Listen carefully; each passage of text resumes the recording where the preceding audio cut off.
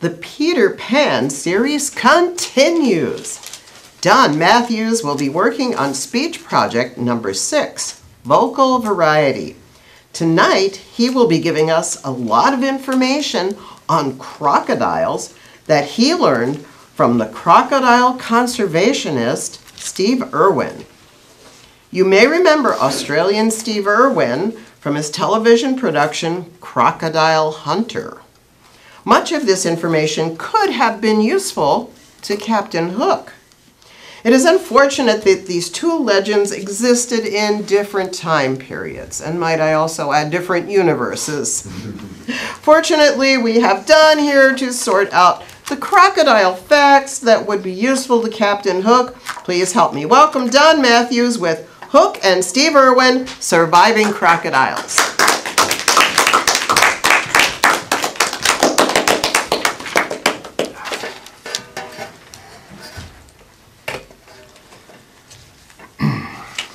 Madam Toastmaster, fellow Toastmasters, one thing that we have learned from the story of Peter Pan is that we know that Peter Pan cut off the hand of Captain Hook and he fed it to a crocodile.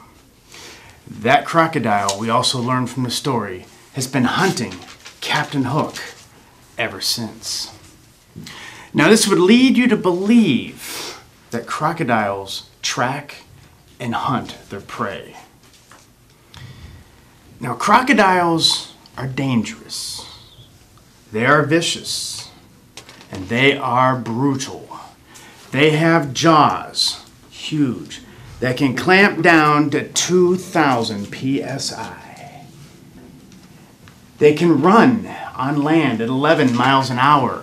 In the water, they can swim at 20 miles an hour. But they are the laziest hunters you could imagine. Do you know how they hunt? They sit and they wait for their prey. Usually, they're in the water and they see their prey coming. And they will move into a strategic location, moving very stealthily, undetected. As they move into place, they wait until their prey comes close. Close enough to get them. When that crocodile grabs the prey with the jaws, he clamps down and drags the prey into the water and drowns them. Then when they're dead and immobilized, he does what's called the death roll. Turns over and over, snapping off whatever is in his mouth so that he can swallow it whole, leaving the carcass alone. And if he wants more to eat, there's plenty to go. Their stomach acid is so strong that it can dissolve skin, bone, meat, anything that crocodile eats. Crocodiles are lean, mean eating machines. Now, Captain Hook fed his crocodile an alarm clock. Now, I thought that was a pretty smart thing to do, as long as that battery can last the lifetime of a crocodile, which could be up to 100 years. Now, anyone who's ever been attacked by a crocodile has been hit with the element of surprise, even when they know the crocodile is right there. But in Neverland, the nice thing is, that crocodile, the only crocodile in Neverland, has an instant beacon of warning. Just imagine you're on your way to work, walking through the jungle, strolling along, minding your own business, not having to worry about crocodiles, because when you hear tick, tick, tick, tick, you can stop and think about what time it is. It is time to get away from that crocodile. And if that crocodile is near you, you will see him. But how do you get away from the crocodile? The one thing to do is not move fast.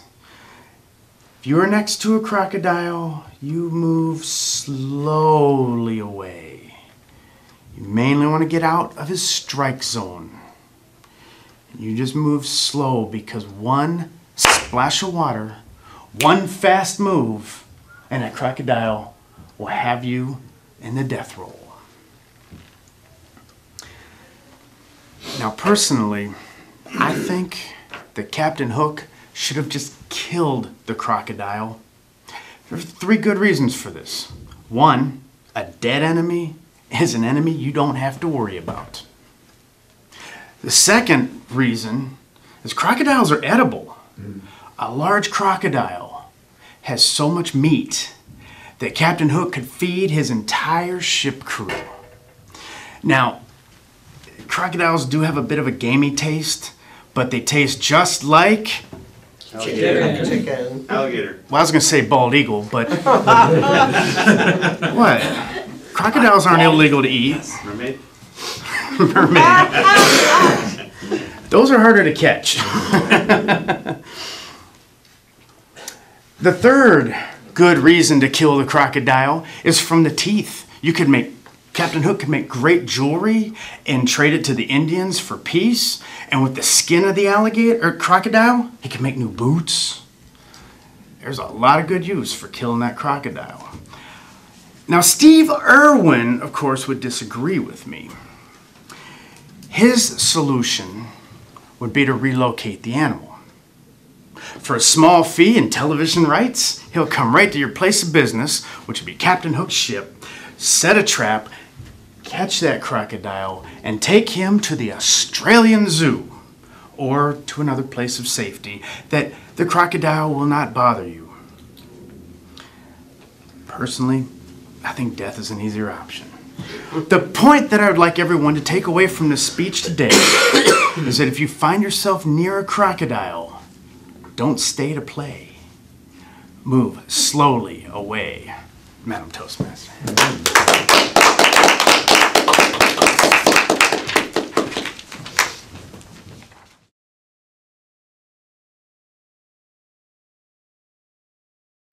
Next, we'll hear Dawn on Dawn.